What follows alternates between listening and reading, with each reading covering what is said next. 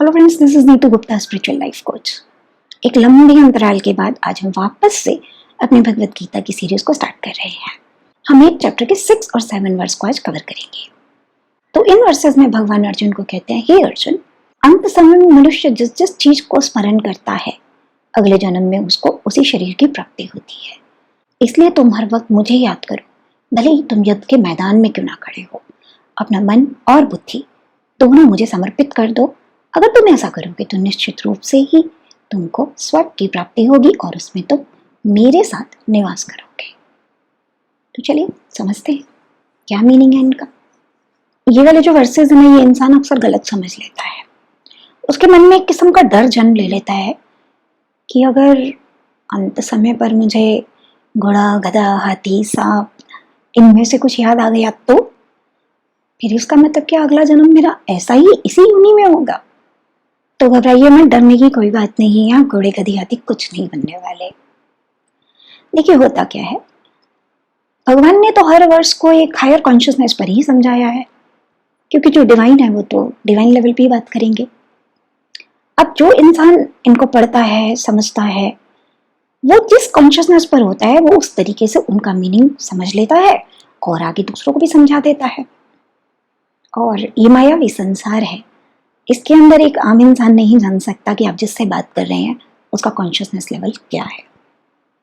आप किसी का कॉन्शियसनेस लेवल तभी जान सकते हो जब आप उसकी स्टेज को क्रॉस कर चुके हो और उससे ऊपर उठ चुके हो। तो हम थोड़ा सा हायर कॉन्शियसनेस पर जा करके इन बातों का मतलब समझते हैं। देखिए होता क्या है जिंदगी के अंदर, आप जब जिंदगी जी रहे हो, आप पल पल में या तो इवॉल्व हो रहे हो, डिवॉल्व हो रहे हो। जब आप इवॉल्व हो रहे हो तो आपकी चेतना का विकास हो रहा है, यानी कि ये और ज्यादा विकसित होकर अपनी स्पिरिट से कनेक्ट होती जा रही है। चीजें वही होती हैं, बस सबका देखने का नजरिया अलग अलग होता है। आप ही का नजरिया बदल जाता है जब आपकी चेतना का विकास होता है। अगर आपकी कॉन्शियसनेस लो लेवल पर है तो आप शरीर की चेतना के हिसाब से ही जियोगे। शरीर के सुख दुख, शरीर के कंफर्ट आपके अपने हो जाएंगे, शरीर के रिश्ते आपके अपने हो जाएंगे और आप चीजों को सिर्फ इस शरीर के हिसाब से ही अंडरस्टैंड करोगे। आपके भाव भी तब लो लेवल के होंगे।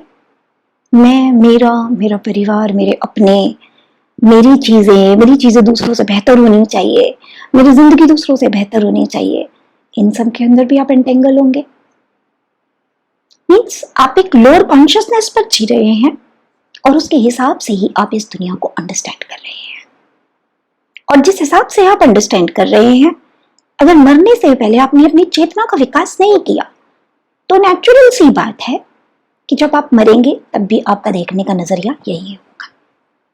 तो जिस समय हम शरीर छोड़ रहे हैं, ये कोई ऐसा चमत्कारी पॉइंट नहीं है कि बस इस समय जो थॉट आई वही मैनिफेस्ट होगी। ये तो बस आप समझ लो कि इस जिंदगी से आप सफर कर रहे थे, जब तक सांस चल रही है आपके पास हजारों लाखों करोड़ों मौके हैं कि अपने अंदर आप काम करके खुद में बदलाव लाइए। पर जब टाटा बाय बाय कहने का टाइम आ जाता है तो मौका हाथ से छूट रहा है।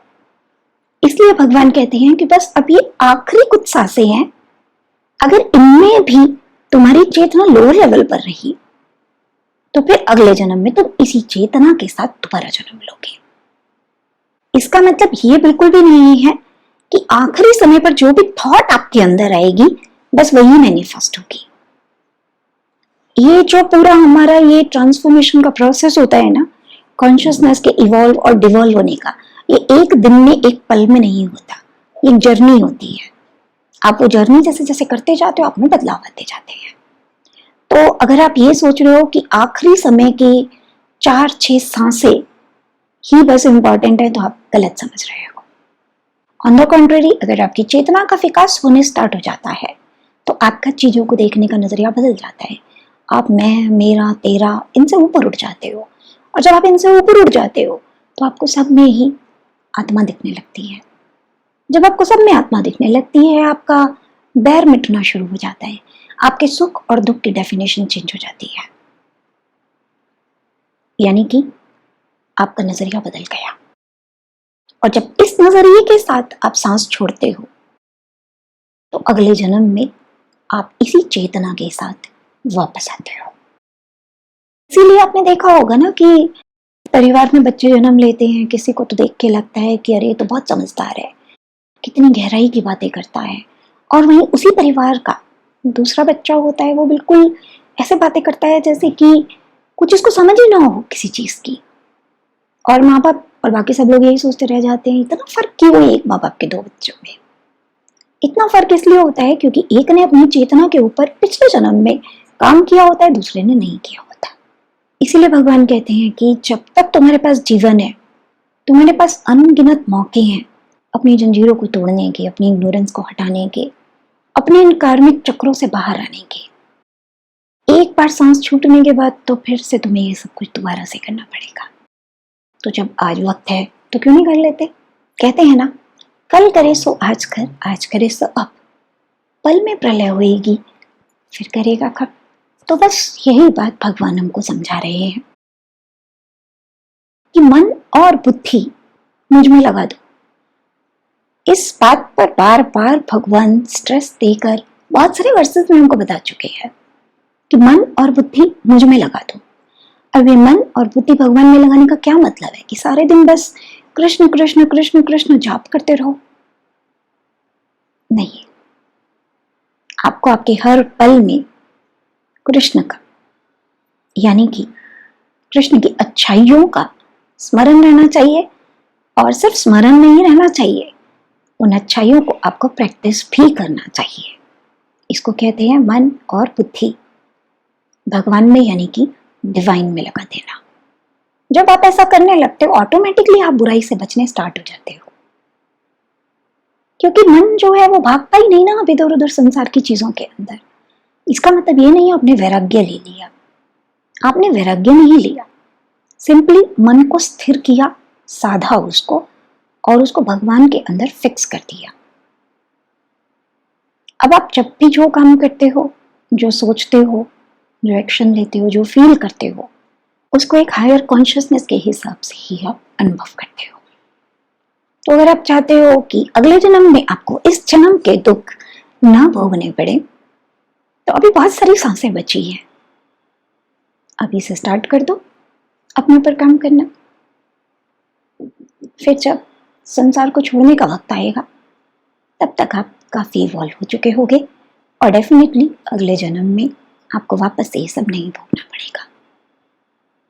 भगवान कहते हैं जब तुम पूरे तरीके से मन और बुद्धि मुझे दे देते हो, मुझ में स्थिर होने लग जाते हो, तब निश्चित तौर पर ही तुमको स्वर्ग की प्राप्ति होती है। अब ये स्वर्ग जो है, पहले भी जैसे मैं कह चुकी हूँ, ये कोई अलग से एडॉब नहीं है, कोई और दुनिया नहीं है जहां पर आप जाएंगे और धरती के मटेरियल कंफर्ट्स को आप एंजॉय करेंगे। स्वर्ग हमारे ही अंदर होता है। आप सेम पर्सन होते हो, जब आप एक लोअर कॉन्शियसनेस पर जी रहे होते हो तो जिंदगी में आपको दुखी दुख दिखते हैं, और वो जो दुख आपको दिख रहे होते हैं वो एक किस्म का नर्क होता है आपके लिए, क्योंकि अपने दुखों को आप रोज अनुभव करते हो, and that is a suffering. But जब आप इन दुखों से ऊपर उठ जाते हो, आपके अंदर ज्ञान का प्रकाश आ जाता है, आप एनलाइटेंड हो जाते हो, सेल्फ रियलाइज्ड हो जाते हो, भगवान के साथ कनेक्ट हो जाते हो, तब सारे दुख अपने आप ही खत्म हो जाते हैं। और ये भी मैं आपको अनुभव से कह रही हूँ, ऐसा ही होता है। और जब ऐसा होता है तो मन में एक शांति आती है, एक परम सुख का आभास होता है। यही स्वर्ग है।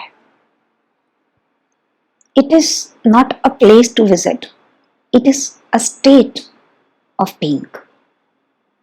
तो डेफिनेटली ये स्टेट तभी आ सकती है जब आप डिवाइन के साथ कनेक्ट होंगे, और इस स्टेट के अंदर डिवाइन आपसे दूर हो ही नहीं सकते, क्योंकि अब तो आप खुद ही डिवाइन बन गए हो। तभी कृष्ण कह रहे हैं कि तुम मेरे ही साथ रहोगे हमेशा। तो इन वर्सेस का रियल मीनिंग समझिए और उसको जिंदगी में प्रैक्टिस कीजिए। अभी बहुत सारी सांसें बची हैं, इस डर में मत जिए कि आखिरी सांस पर अगर भगवान ना याद आए तो क्या होगा, घोड़ा गधा हाथी याद आ गया तो क्या होगा, उसकी फिक्र मत कीजिए। अभी बहुत वक्त है आपके पास, इतने में तो आप अपनी चेतना का पता नहीं कहां तक विकास कर सकते हैं। ट्रस्ट मी, ये पॉसिबल है, मैंने किया है। मैंने अपने अंदर एक बदलाव देखा है जिसे कहते हैं टोटल ट्रांसफॉर्मेशन, जिसमें आज मुझे यकीन ही नहीं होता कि 10-12 साल पहले जो थी, क्या वो मैं ही थी? अगर ये बदलाव मुझ में आ सकते हैं तो किसी में भी आ सकते हैं। तो अपनी एनर्जी ना तो किसी डर में वेस्ट कीजिए और ना ही इस चीज में वेस्ट कीजिए कि आखिरी समय में मैं वो चीजों की कामना करूंगा, उनके बारे में सोचूंगा जो मैं इस जन्म में पाना चाहता था पर पा नहीं सका। ख्याली पुलाव पकाने से कुछ नहीं होगा। अगला जन्म तो आपको इस जन्म के कर्म के हिसाब से मिलेगा। जब वक्त है आपके पास तो काम कीजिए ना कर्मों के ऊपर। उन आखिरी 3-4 सांसों का क्या इंतजार कर रहे हैं? वो आएंगी और आकर चली भी जाएंगी, पर अगला जीवन तो आपको आपके कर्मों के हिसाब से दोबारा डिजाइन होगा। और जिस चेतना पर आप ये शरीर छोड़ोगे, इसी चेतना के अंदर आप वापस से अपने कर्मास को डील करोगे। तो नटशेल में यही मैसेज कृष्णा हमको इन वर्सेस में दे रहे हैं। तो चलिए लग जाइए आज से ही अपने काम पर और अपने आप के साथ ये प्रॉमिस कीजिए कि हर पल कीमती है, हर सांस कीमती है मेरी, मैं इसे गंवाना अफोर्ड नहीं कर सकता। नेक्स्ट टाइम आगे के कुछ और वर्सेस पर डिस्कशन करेंगे। तब तक के लिए जय श्री कृष्णा।